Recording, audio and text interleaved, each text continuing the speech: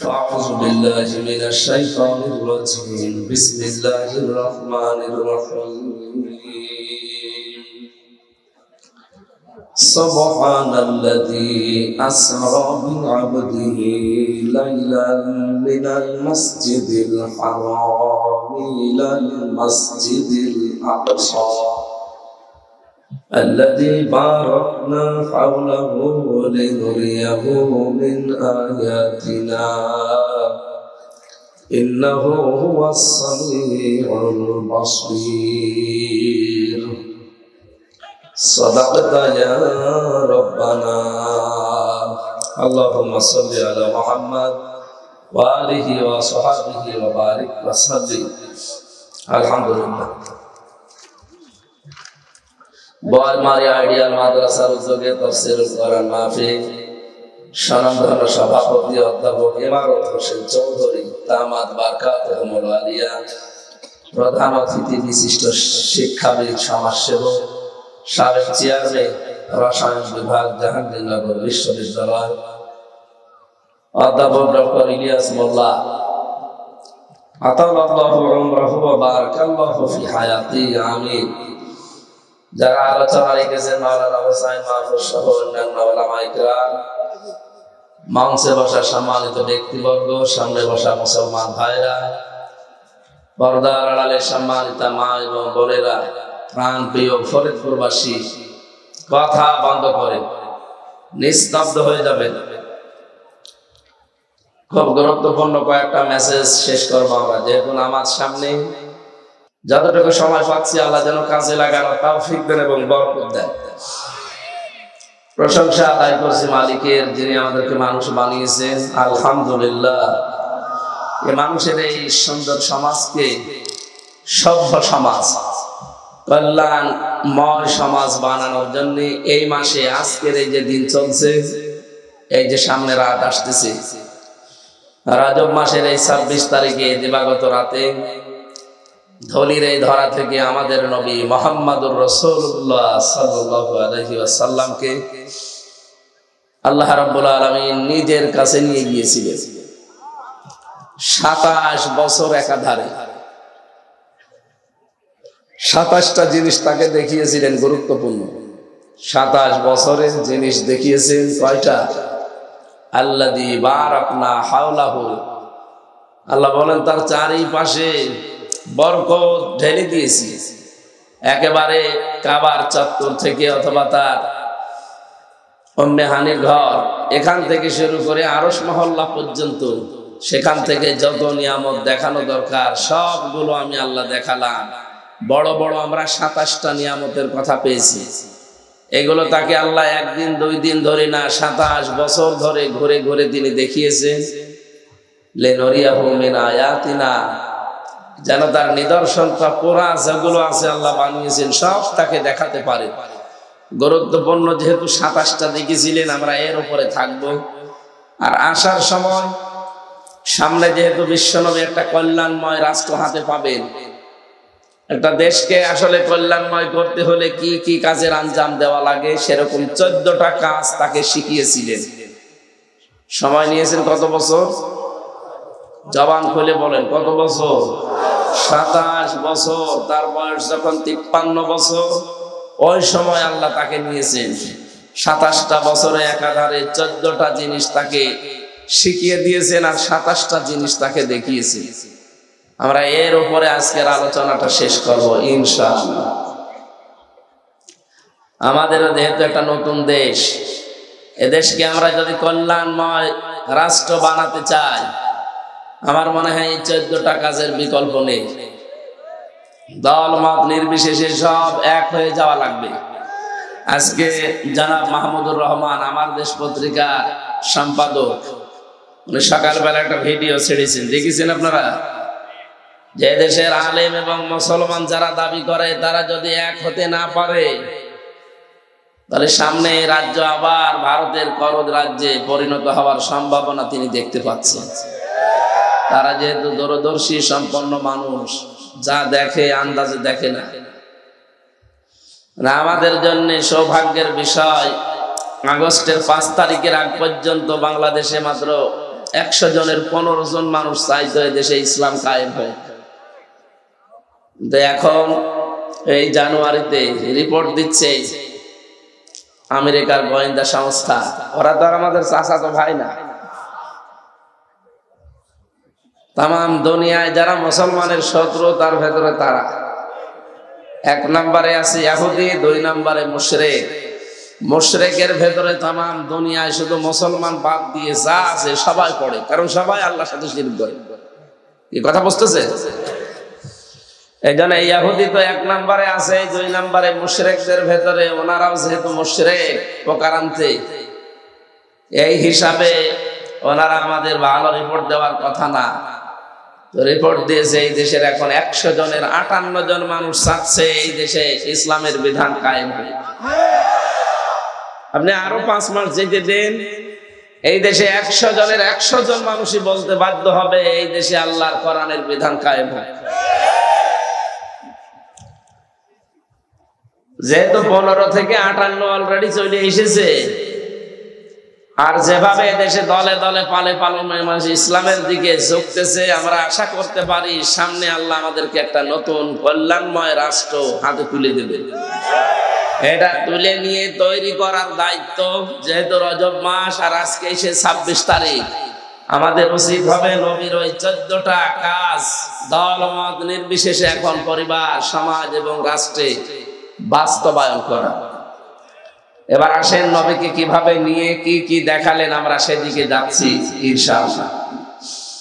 আল্লাহ রাব্বুল আলামিন ঘটনাটা এত আশ্চর্যজনক, মেরাজ নাম শুনেছি সেই জন্মের পর থেকে, এত আশ্চর্যজনক ঘটনা এটা।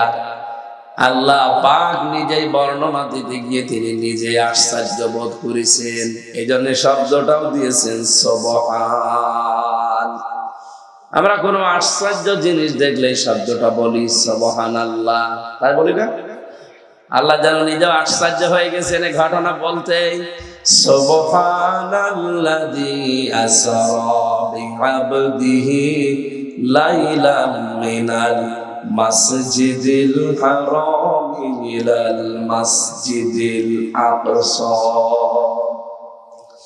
সব পবিত্রতা সেই আল্লাহর জন্য, যিনি তার বান্দাকে কোনো এক রাতের বেলা মসজিদে আকসা থেকে মসজিদে হারাম থেকে মসজিদে আকসা পর্যন্ত ভ্রমণ করিয়েছিলেন। কেন করিয়েছেন এবার আল্লাহ সেই বর্ণনা দিচ্ছেন। আল্লাযী বারাকনা হাওলা, যার পাশে চারিদিকে বরকতের ফেরেশতারা সব ঘিরে ছিল। যদিও ফেরেশতা জিবরাইল এসেছিলেন, কিন্তু তাকে নেওয়ার জন্য ফেরেশতা জিবরাইলের সাথে আল্লাহ পাঠিয়েছেন বরকত স্বরূপ আরো ৭০,০০০ ফেরেশতা। আমি নবীর শান মান মর্যাদা বর্ণনা করার জন্য না, কারণ তার শান মান আমরা জানি যে অনেক বেশি। জিবরাইল এসে তার পায়ের নিচে ফেরেশতা তার জহব্বা দিয়ে চেটেছিলেন, তাকে স্মরণ করিয়েছিলেন যে ওঠেন, আপনাকে আল্লাহর মেহমান হিসাবে লিনুরিয়াহু মিন আয়াতিনা, তার বিভিন্ন নিদর্শন আল্লাহ দেখাবে, আমার সাথে চলে। নেওয়ার সময় যত ঘটনা আছে আপনারা কম বেশি জন্মের পর থেকে অনেকেই শুনেছেন। প্রথম, দ্বিতীয়, তৃতীয়, চতুর্থ আসমান, এভাবে নিতে নিতে একেবারে সর্বশেষ রব্বুল আলামিন বাইতুল মামুর নাম শুনি আমরা, বাইতুল আকসা নাম শুনি আমরা। মুহাম্মদুর রাসূলুল্লাহকে আল্লাহ কিন্তু শুধুমাত্র সাধারণ মানুষের ইমাম বানিয়ে নামাজ আদায় করাননি দুনিয়াতে। লক্ষ লক্ষ নবী তার পেছনে, ফেরেশতা তার পেছনে নামাজ আদায় করেছিল। এই জন্য তাকে বলা হয় ইমামুল মুরসালিন, সাইয়্যিদুল মুরসালিন। নবীদেরও তিনি ইমাম, নবীদেরও নেতা। এখানে একটা প্রশ্ন জাগে, যে লোকটা নবীদের পর্যন্ত নেতৃত্ব দিয়েছেন, তার নেতৃত্ব বাদ দিয়ে দুনিয়ায় এমন কার নেতৃত্ব আছে যে মেনে নেওয়া যায়? আপনার বিবেক কি নেই? সেই নবীর আদর্শ এখনো পর্যন্ত আমাদের সামনে বিদ্যমান। মাথায় যদি অন্তত গোবর না থাকে, হালকা পাতলা মগজ থাকে, সেই লোকটার জন্যও মুহাম্মাদুর রাসূলুল্লাহ বাদ দিয়ে অন্য কাউকে নেতা মানা জায়েজ নেই। সে তো মানতেই পারে না। এরপর হয়তো দুনিয়ার দিকে তাকিয়ে শয়তানের ধোঁকায় পড়ে অনেকে উল্টা পাল্টা অনেক দিকে যান। আপনি এখনই আপনার মত, আপনার সিদ্ধান্ত এখনই পাল্টাবেন। যতদিন বেঁচে আছি এই পৃথিবীতে, কিয়ামতের দিন যেন মুহাম্মদ রাসূলুল্লাহর পেছনে থাকতে পারি, এই আশা উদ্দেশ্য নিয়ে কোনদিন আর কাউকে নেতা মানি না, মুহাম্মদ রাসূলুল্লাহ বাদ দিয়ে। এটা একমত আছেন আপনারা? মাহফিল সাকসেস হয়ে গেছে। যারা হাত তোলেননি তারা কয়েকদিন পরে তুলবেন। এবার আসেন দ্বিতীয় পয়েন্টে। তাকে আল্লাহ প্রথমেই দেখিয়েছেন। আমি যে 27টা জিনিসের নাম পড়লাম, 1 নম্বরে আল্লাহ তাকে মিজানের পাল্লা দেখিয়েছেন। কিসের পাল্লা? মিজানের পাল্লা। মানে আমরা কি মনে করি, এরা কথা বলে কি, এর সমস্যা কি? শুনতে পাচ্ছেন না কথাগুলো?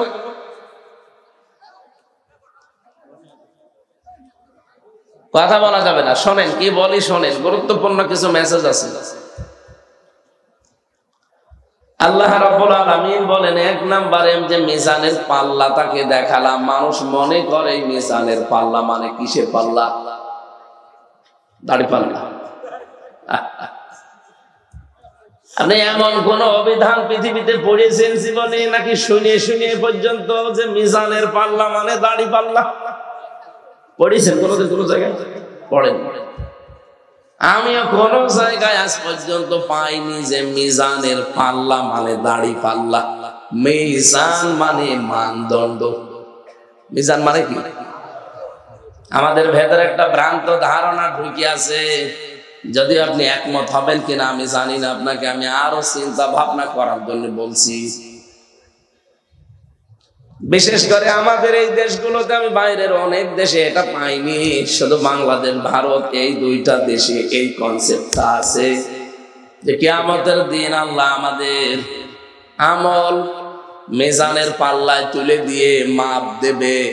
1 পাল্লায় দেবেন নেকি, আর 1 পাল্লায় দেবেন বদি। এটা শোনেন না? এক কথা বলে না কেন? কোনদিন কি চিন্তা আসে না যে মিজান মানে মানদণ্ড, আর মাপবেন আল্লাহ? কিয়ামতের দিন কি মাপ দেবেন? আমল। বলেন আরো জোরে বলেন, বলেন সবাই বলেন। আমল মানে কাজ। বলেন। এই শিক্ষক হয়ে এখন তো আপনাদের ক্লাস নিচ্ছি, স্যার তো বসে আছে। বলেন, জবান খুলে বলবেন আমল মানে কি?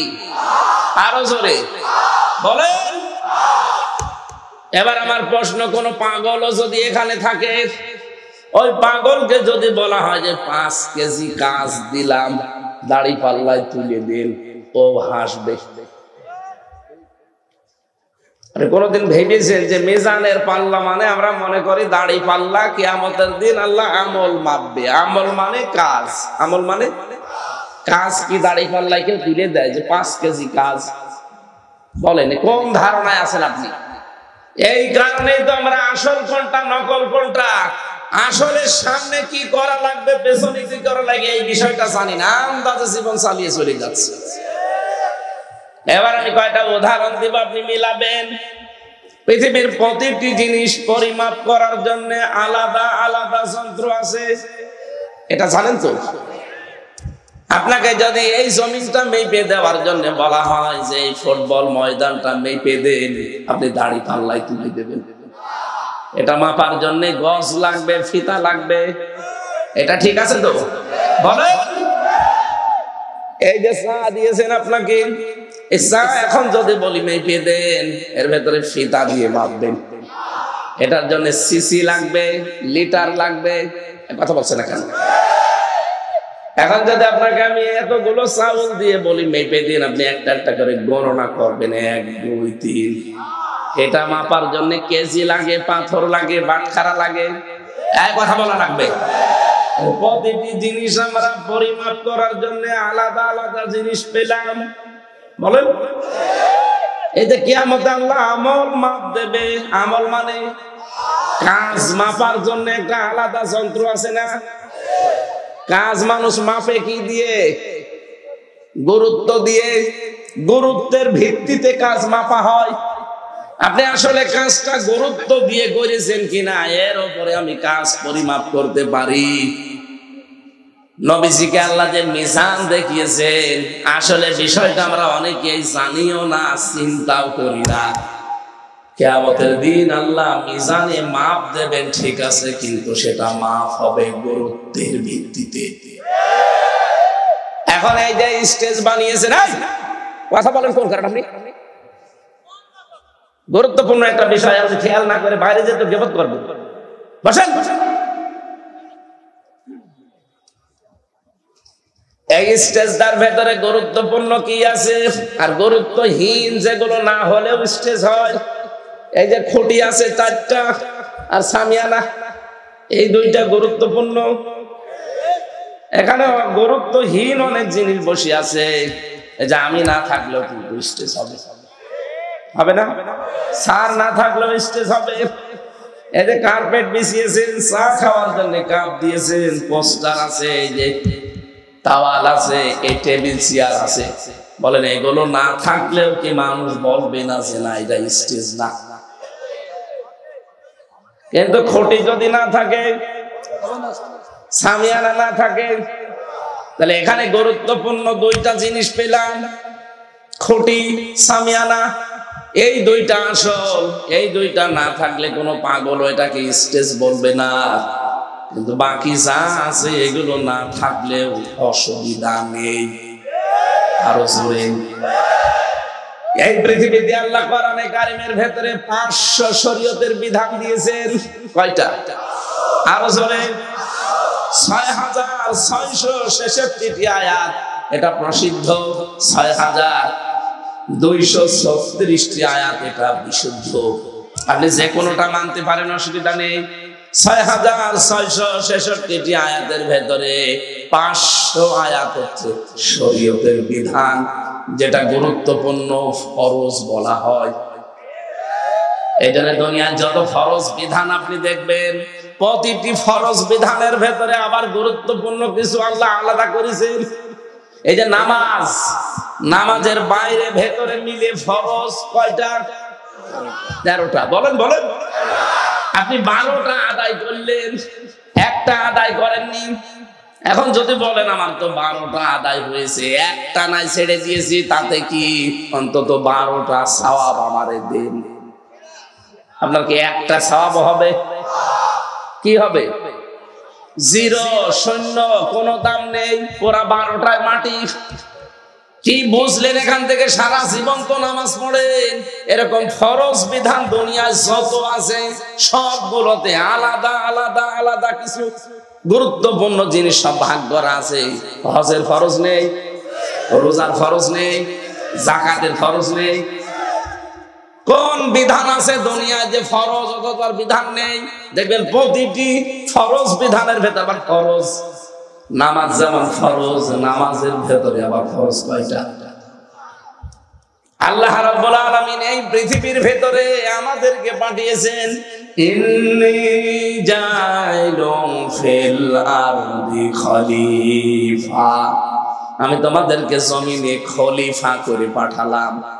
কি করে? আরো জোরে বলেন। বলেন তো, ইন্নী জাইলুন ফিল আরদি। আল্লাহ যদি বলতেন ফিল খানকা খলিফা, যে খানকায় পাঠালাম খলিফা করে, তাহলে আপনি আল্লাহর ওলির মুরিদ হয়ে গেলে আপনার দায়িত্ব শেষ। কি? আপনি ওখানে মুরিদ হয়ে গেলে আপনার আর কোনো চিন্তা ছিল না। কয়েকদিন পরে দেখবেন আপনি খলিফা হয়ে গেছেন। আপনাকে কোন দরবারের খলিফা করে আল্লাহ পাঠাননি। এই ফরিদপুরে তো দরবার বহু আছে, যে কোনো এক দরবারের খলিফা হয়ে গেলে আপনার জীবন সাকসেস। আল্লাহ বলেন না, আপনাকে আমি পাঠিয়েছি জমিনের খলিফা করে। কোথায়? আরো জোরে বলেন। আপনি নিজের বিবেককে একেবারে প্রশ্ন করেন তো, আপনি কি জমিনে আছেন? না। আপনি মাদ্রাসায় আছেন পড়ে, আপনি মসজিদে আছেন পড়ে, আপনি খানকায় আছেন, আপনি দরবারে আছেন, জমিন ফাঁকা পেয়েছে জালেমরা 180 মাইল বেগে চালাচ্ছে। তাহলে খলিফা হিসাবে থাকতে হলে খানকায়, দরবারে, কবরে, মাজারে, না কোথায় থাকা লাগবে?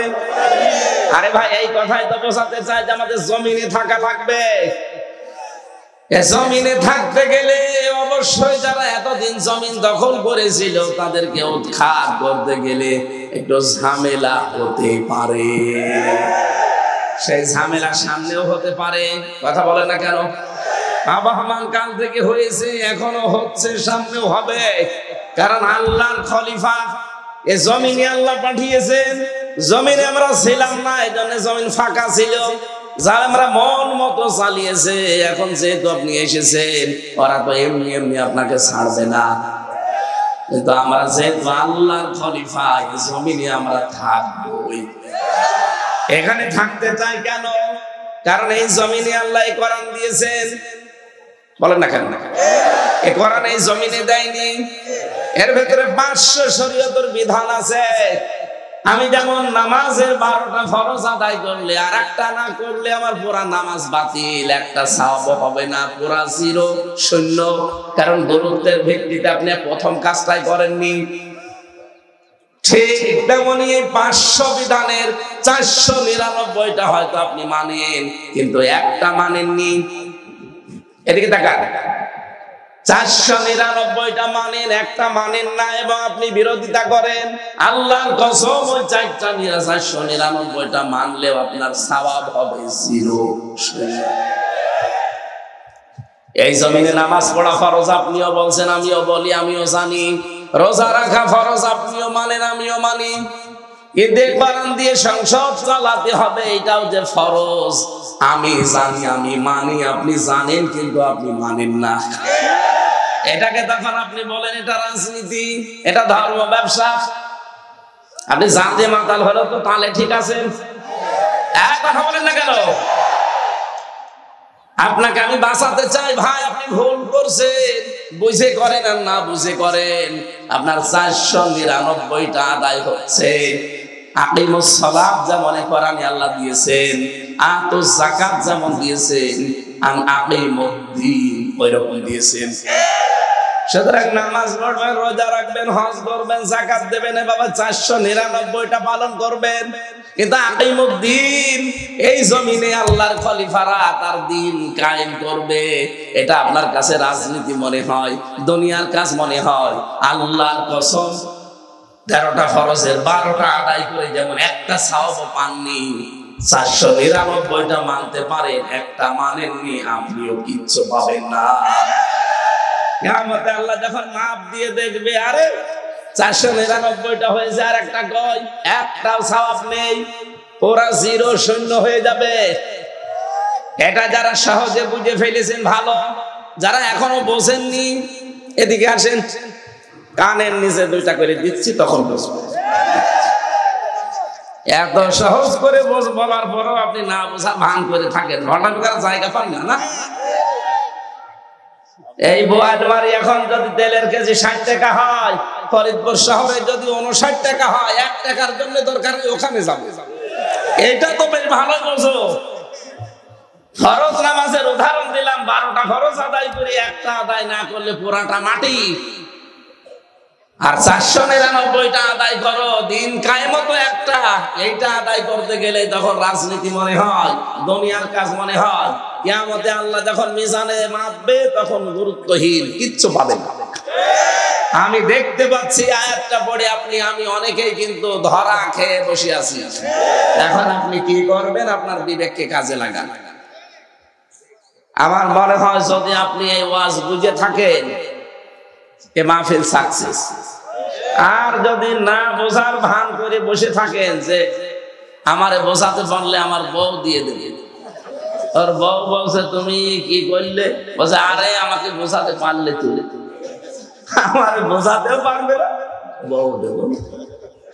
আপনি এইরকম ধান্দায় যদি থাকেন, এখানে 1 ঘন্টা কেন, ওরা 45 মিনিট সময় আছে, তারপরেও বলছে না, আমার যে শরীরের অবস্থা 5 মিনিট কথা বলাই ঠিক না। ডাক্তার বলছে সারাদিন ঘুমাবে। জালেমরা কি আমার শান্তিতে রেখেছিল 3 বছর? ফাঁসির কন্ডেম ছেলে 3টা বছর শেষ করে দিয়েছে। এখন তো বেশি আছে, আমার মনে হয় এটা দয়া আল্লাহ। ডায়াবেটিস কত চলছে, কোন সময় হয় 15, 19, 27। আমার এই শরীরে ডায়াবেটিস, শয়তানও বিশ্বাস করেন কিন্তু আছে। জালেমরা 3টা বছরে আমার কতগুলো রোগ এদের কারণে হয়ে গেছে। খাবার দাবারও দিত না ঠিক মতো।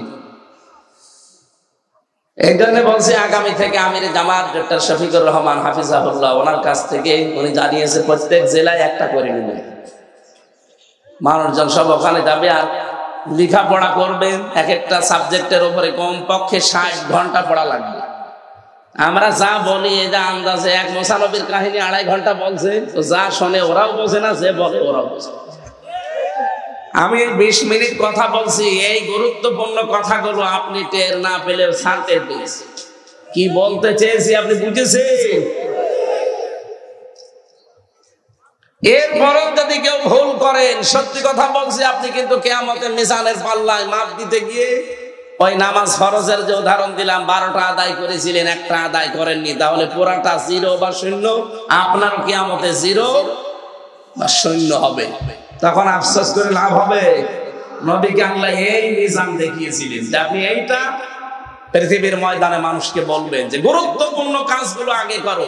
আর আমরা ওইটাই আপনাকে বোঝাতে আসি যে নামাজ যেমন গুরুত্বপূর্ণ, দিন কায়েম করাও গুরুত্বপূর্ণ। এই দিন যদি বাংলাদেশে কায়েম হয়ে যায়, এই দেশে তখন সাদাবাজি করার লোক পাবেন না। দিন কায়েম নেই, এই জন্য বাংলাদেশে এখনো সাদাবাজ আছে না নেই? আগে ছিল তো 180 মাইল বেগে চালাতো, এখন দেখছি 190 মাইল বেগে চলছে।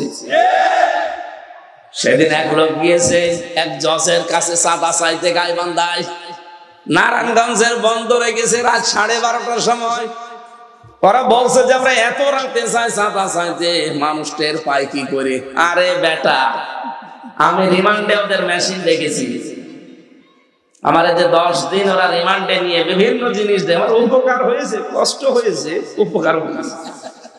ওরা এমন এমন মেশিন ইসরায়েল থেকে নিয়ে এসে রেখেছিল। আপনি মনে করছেন আমি রাত 2টার সময় যাই চাঁদা চাইতে? মানুষ জানে কি করি। আপনি পায়খানায় বসে বসে কি করেন তা ওরা ওখানে বসে বসে দেখতে পাচ্ছে, জানেন?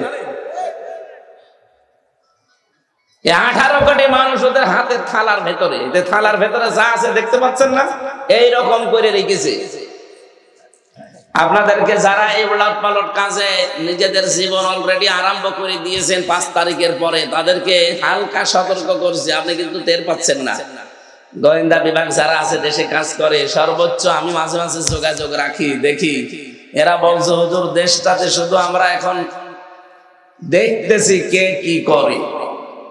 এতদিন তো যাই হোক হয়েছে, খেয়েছে, এখনো সামনে কাদের কাছে দিলে মানে খালি খাবো খাবো এই চিন্তায় আছে। এটা শুধু দেখতেছি, অলরেডি আমাদের প্রায় দেখা হয়ে গেছে যে কে কি করতে পারে সামনে।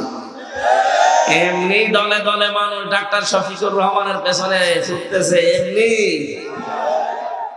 আর আইতান নাসা ইয়াদখুলুনা ফি দীনিল্লাহি আফওয়াজা, হে নবী আপনি দেখতে পাবেন দলে দলে পালে পালে মানুষ ইসলামে প্রবেশ করছে। কোথায়? 100 জনের 58 জন। এমনি জালেমদের সহ এই মুনাফিকদের মাথা খারাপ হয়ে গেছে এমনি এই কারণে। কারণ তারা তো অন্তত বললাম না জাতে মাতাল হলো, তাহলে ঠিক আছে, দেখতে পাচ্ছে যে হচ্ছেটা কি। এজন্য আপনারাও মাসলুম মানুষ, আপনাদেরকে আমি বাঁচার জন্য বলছি, সাবধান ভাই, আপনার চাইতে মাসলুম আমরা কম না। তো একটা মানুষের তো রেকর্ড দেখাতে পারেন না যে অমুক লোকটা চাঁদাবাজি করেছে, তা আপনার চাওয়া লাগবে কোন কারণে? বলে এতদিন আমাদের কাছে করেছে, আমরা এই জন্য করি, এদের কাছে করেনি। এই মানুষটাও তো ব্যবসা করতে পারেনি 15 বছর। এই কথা বলেন না কেন? এর তো চাকরি ঠিক মতো উপরে উঠতে চাইনি, এক চেয়ার থেকে আর এক চেয়ারে উঠবে, 15 বছর আর নিচে নামিয়ে দিয়েছে। বৈষম্যের শিকার শুধু আপনারা, আমরা হয়নি। দেখো আমরা তো এগুলো করি না। সাবধান, আপনি থামবেন। আপনাদের সর্বোচ্চ যিনি দায়িত্বে আছেন তিনি পাগল হয়ে গেছেন অলরেডি, বারবার ভিডিও বার্তা পাঠাচ্ছে। কি আরম্ভ করেছেন আপনারা?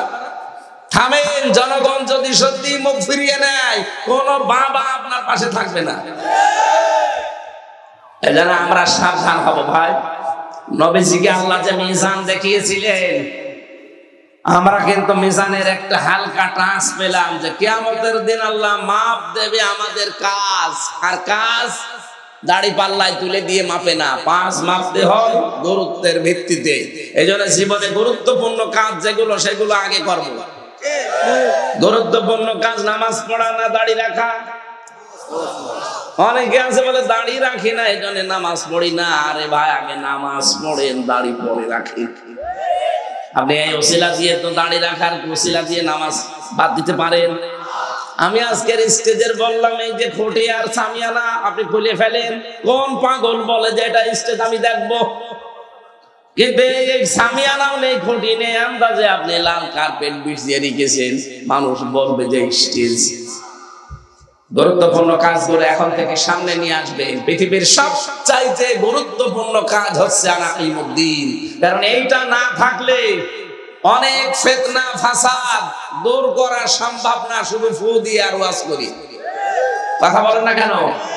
এই যে জেনা ব্যভিচার এখনো কি বন্ধ হয়ে গেছে? আকাশ সংস্কৃতির নামে ভারত থেকে পিনআপ করা পত্রিকা আসে। শুধু পিনআপ করা পত্রিকা না, 36টা চ্যানেল। একজন আজানের জবাব দিয়ে দেন, একজন দিয়ে দেন, আদায় হয়ে যাবে। 36টা চ্যানেল চলতো। এখন যদি মাহমুদুর রহমানের যে আশঙ্কা আমার দেশ পত্রিকার, যে সামনে যদি দেশের টুপিওয়ালা যারা দাবি করে মুসলমান আর আলেম যারা, এরা যদি এক হতে না পারে, এটা কিন্তু অঙ্গরাজ্য অলরেডি সামনেও হয়ে যাওয়ার সম্ভাবনা আছে। কারণ দাদাদের গোবর খাওয়া, প্রসাব খাওয়া বুদ্ধি তো দেখেছেন না কি ট্রান্স দিয়েছে আমির জামাত ডক্টর শফিকুর রহমান হাফিজাহুল্লাহ, অনি চারমনায় পীর মুফতি সৈয়দ রেজাউল করিমের সাথে শুধু হাত মিলিয়েছে। আজকে সকালবেলা আবার আরেকজন দিচ্ছে। অনেকে এতদিন ফতোয়া দিত চার দোকানে বসে বসে, আর কোন দিকে যাবো, হুজুররাই ঠিক নেই। এখন তো অন্তত ঠিক হয়েছে, এখন তার ওই কথা আপনি বলতে পারেন না। এই কথা বলেন না কেন? এখন আর ফতোয়াবাজি করার সময় আছে? সর্বনায় পীর উনিও দেখলাম শেষ পর্যন্ত কথা বলছে। অনেকে বলতো যারা হাত মিলায় না, আমরা কিন্তু অলরেডি হাত মিলিয়ে ফেলেছি। কিন্তু এক দলের মাথার উপরে ঠাটা পড়েছে। ঠাটা না, আরো কিছু পড়বে আপনাদের মাথার উপরে।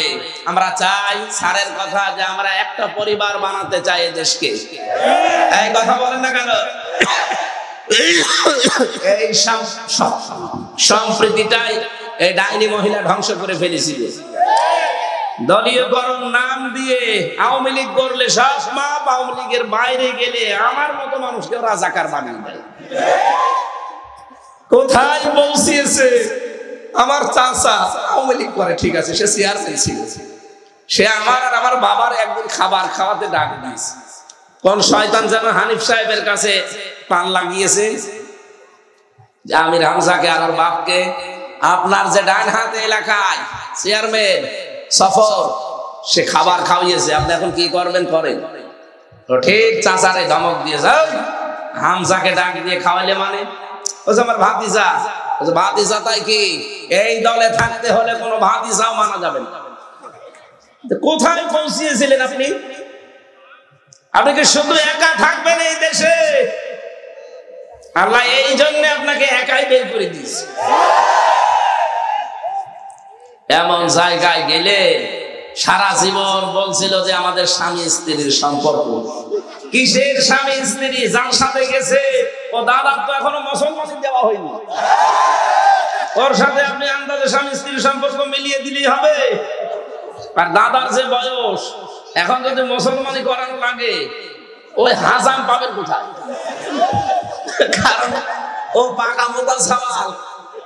এখন হাজাম যে, সে তো চোখ খুলে কাটতে পারবে না, চোখ বন্ধ করে কাটা লাগবে, তাও বুড়ো হাজাম লাগবে। এখন মুরব্বী মানুষ এমনি হাত কাঁপবে, বুড়ো মানুষ তারপরে চোখ বন্ধ করে ও আগা কাটতেছে গোড়া কেটে ফেলা, মানে দাদার জীবনের মতো বিয়ের স্বাদ মিটে যাবে। এই জন্য ওনার সাথে বিয়ে যেহেতু জায়েজ না, আছে কন্যা ওখানে থাক, কিন্তু আবার সমস্যা যেন না হয়ে যায়। একটা ফেক কিনা জানি না, কয়েকদিন শুনছি ওই দেশের এক মন্ত্রী অমিত শাহ, সে নাকি ওনার ছোট বোনকে ধর্ষণ করেছে, নিয়ে এখন তোলপাড় চলছে। এটা সঠিক কিনা আমি জানি না, তবে এরকম যদি কিছু হয়ে থাকে যে কোথায় কিছু নিয়ে যাচ্ছে, এই জন্যে আমরা একটু আশঙ্কা করছি অন্তত কন্যা যেন সেফে থাকে। আর ডোনাল্ড ট্রাম্প আরম্ভ করেছে 20 তারিখে ক্ষমতা নিয়ে শপথ পাঠ করে বলেছে ভারতের 16 লাখ নাগরিক দেশে অবৈধ আমি সব ফেরত পাঠাবো। দাদার মাথা খারাপ। এতদিন বলতো বাংলাদেশ না খেয়ে মরবে, এখন দেখেন পেঁয়াজ আর আলু পচে যাচ্ছে, আমাদেরকে ওরা খাবারের ভয় দেখাতো। আরে ভাই মুসলমান আমরা, এই দেশে আমাদের 1 বছরে 1 মাস না খেয়ে থাকা ফরজ। বলেন আমরা কি আপনাদের মতো পেট সর্বোচ্চ? আমরা না খেয়ে থাকাকে বছরে 1 মাস ফরজ মনে করি, আর তাদেরকে খাবারের ভয় দেখাতে গিয়ে এখন নিজেরাই কান্নাকাটি করে মরছে যে না তোমরা আমার বাপ, তোমরা আমার দুলো ভাই, তাড়াতাড়ি। আর ওদিকে ট্রাম্প যা আরম্ভ করেছে, দাদার ধুতি থাকবে, পাগল হয়ে গেছে। এরা যতগুলো আশা করেছিল একটা আশা সাকসেস হচ্ছে না, সব আশায় গুড়ে বালি। অনেকে যারা মনে করছেন না, মাঝে মাঝে তো আপা আশা দেয় যে চট করে আসবে, কিসের চট করে? যা করেছে আপনার সাথে তো করেনি, আপনি টের পাচ্ছেন না। আমি ভিকটিম, আমি নিজে টের পেয়েছি যে কি করেছি। তুরস্কের একটা মিডিয়া রিপোর্ট দিচ্ছে, এই দেশে একটা সংস্থা, যে বাবা আর মাকে আলাদা ঘরে রেখে বাচ্চাদেরকে আলাদা ঘরে রাখতো, মায়ের দুধ পান করতে দিত না এই জালেমরা। কোথায় পৌঁছেছিলেন আপনি? পুরো ডিভাইডেড করে ফেলেছে জাতিটাকে। এই জন্য ডক্টর মোহাম্মদ ইউনূস প্রথম দিন যেদিন দেখেন এই দেশের দায়িত্ব নেয়, ওই দিনই বলেছিলেন যে আমরা বাংলাদেশকে একটা পরিবার বানাতে চাই। আমরা ওইটা চাই। এই কথা বলেন না কেন? আমাদের কাছে কোনো দল বিদল থাকবে না, আমরা সব একটা পরিবারের মতো হব ইনশাআল্লাহ। দ্বিতীয় নম্বরে নবীকে আল্লাহ দেখালেন কাউসার। কি? নবীজিকে আল্লাহ যখন দেখাচ্ছেন জিবরাইলকে দিয়ে, হঠাৎ দেখলেন একটা গম্বুজ, গম গম করে আওয়াজ হয়। ফেরেশতাকে জিজ্ঞাসা করেন ইয়া আখি জিবরাইল, হে ভাই জিবরাইল, যে আওয়াজ হয় কি এই ঘরের ভেতরে? এর নাম কাউসার। কি কিভাবে কি হয় দেখেন, চারিদিকে ঘোরেন, দেখলেন লেখা আছে চারিদিকে বিসমিল্লাহির রহমানির রহিম। নবীজি বললেন এটা কি লেখা আছে? তো বিসমিল্লাহ বুঝলাম না। ফেরেশতা বলে হে নবী, দুনিয়ায় যারা সব কাজের আগে বিসমিল্লাহর আমল করে, আল্লাহ তাকে এই পানি কিয়ামতে খাওয়াবে। নবীজি দুনিয়ায় আসার পরে যে কোনো কাজ শুরু করার আগে তিনি বিসমিল্লাহর আমল করতেন, আর মাঝে মাঝে বলতেন রব্বুল আলামিন তুমি যেন আমাকে হাউজে কাউসার থেকে বঞ্চিত করো না, কারণ আমি বিসমিল্লাহর আমল ছাড়ি না। এই দেশে শহীদ জিয়া তিনি সংবিধানে বিসমিল্লাহির রহমানির রহিম সংস্থাপন করেছিলেন, অথচ এনারা আসার পরে সেই বিসমিল্লাহটাই তুলে দিয়েছে। কথা বলেন না কেন? আরে ভাই, যারা বিসমিল্লাহ বিশ্বাস করে না, কিয়ামতে তারা হাউজে কাউসার পাবে। আরো জোরে বলে পাবে। আর আমার তো মনে হয় এখন যেহেতু সংস্কার চলছে দেশে, এই দেশে ৯৬% মুসলমান আমরা বাস করি। আল্লাহ রাব্বুল আলামিন এই কোরআনে সংবিধান নামে একটা সূরা দিয়েছেন, সূরা ফুরকান। ৭৭টা আয়াত আছে, ৭৩টা ধারা আছে। যারা আলেম আছে, জ্ঞানী মানুষ আছে, আমার মনে হয় এই দেশে দল মত আর দেখা টাকা ঠিক না, সব আওয়াজ তোলা দরকার যে ৭৭টা আয়াতের ৭৩টা ধারা সংবিধানে এখন দেওয়া হোক। ডক্টর মোহাম্মদ কামাল হোসেনের লিখিত সংবিধান দিয়ে তো আমরা দেখলাম যে ছাতা চোর গেলে ডাকাত হয়, ডাকাত গেলে খুনি হয়। এইটাই ৭৩টা ধারা একটু ওই জায়গায় বসিয়ে দেখে, চোর কোনোদিন আর ডাকাত হবে না, চোর ভালো হয়ে যাবে। সে ক্ষমতায় আছে না? সূরা মায়েদার ৩৮ নম্বর আয়াত একটু ওখানে সংযোজন করেন। এই জন্য আমরা চাচ্ছি, যখন সংস্কার আরম্ভ হয়েছে, চলছে, মুসলমানদের এখন প্রাণের দাবি হওয়া দরকার। সংবিধান নামে যে সূরাটা আল্লাহ কোরআনে দিলেন, এই সংবিধান বাংলাদেশের সংবিধান হিসাবে এখন কায়েম করা হোক। আমরা চাই এটা। যারা চান দেখি লিল্লাহি তাকবীর, আলহামদুলিল্লাহ। কিয়ামতের দিন এইটা যখন হাত আল্লাহ দেখাবে, আমরা সংবিধান হিসাবে এটা চেয়েছি, আমার মনে হয় হাউজে কাউসার আল্লাহ আমাদেরকেও ভাগ্যে দিয়ে দিবেন। কয়েকটা শর্ত আছে এটা পাওয়ার জন্য। নারী পুরুষ যারা এসেছেন, ফাসাল্লি লিরাব্বিকা, রবের নামে নামাজ পড়তে হবে, লোক দেখানোর জন্য না, ভোট পাওয়ার জন্য না। নামাজ পড়তে হবে কার নামে? অনহার, কোরবানি করা। কোরবানি মানে শুধু পশু জবাই করা না, কোরবানি মানে পরীক্ষা দেওয়া, ত্যাগ তিতিক্ষা সহ্য করা। সামনে যেহেতু ইসলাম, আমার মনে হয় রাষ্ট্রীয় পর্যায়ে আল্লাহ এনে দেবে ইনশাআল্লাহ। সেই হিসাবে আমাদের নাহার লাগবে, কোরবানি লাগবে। আমরা প্রস্তুত আছি না? মুসলিম যারা এই হাউজে কাউসার পাওয়ার আশা আছে, যারা কষ্ট সহ্য করা লাগবে, ইন্না শানিয়াকা হুয়াল আবতার, যারা আমাদের শত্রু হবে, আল্লাহ গ্যারান্টি দিয়েছেন তারা লেজ কাটা নির্বংশ হবে। এমন যেমন নির্বংশ হয়ে যাচ্ছে অনেকে। সারা দেশের একই অবস্থা, শুধু এই ফরিদপুরে না। আমি বাংলাদেশে ৬৩০টা থানা আছে, কম বেশি প্রায় সব জায়গায় আমার যাওয়া হয়ে যাচ্ছে। যেখানে যাচ্ছি দেখি জালেমদের শিকড় শেষ। শিকড় যদি কোনো জায়গায় শেষ হয়ে যায়, ওখানে আরো কিছু বসবে না। ডক্টর ইলিয়াস মোল্লা হঠাৎ করে মনে হচ্ছে শিকড় কেড়ে বসে আছে না? আপনাদের মাটি ও মানুষের সন্তান উনি, হয়তো কর্ম জীবনের কারণে জাহাঙ্গীরনগর বিশ্ববিদ্যালয়ে ছিলেন।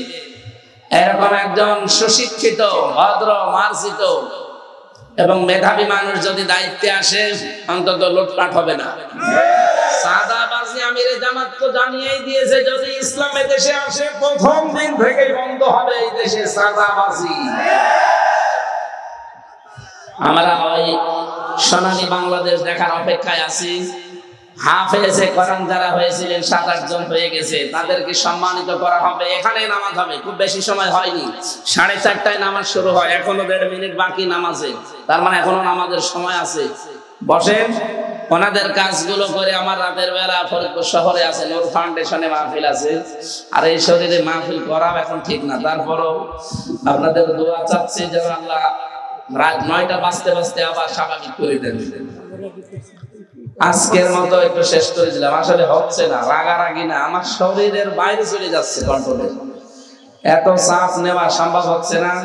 ওনাদের কাজটা একটু তাড়াতাড়ি করেন। যাদেরকে পাগড়ি দিতে চান, আমরা পাগড়ি দেবো ভাই, পাগড়িটা দেবো, মোনাজাত করে দিই নাকি?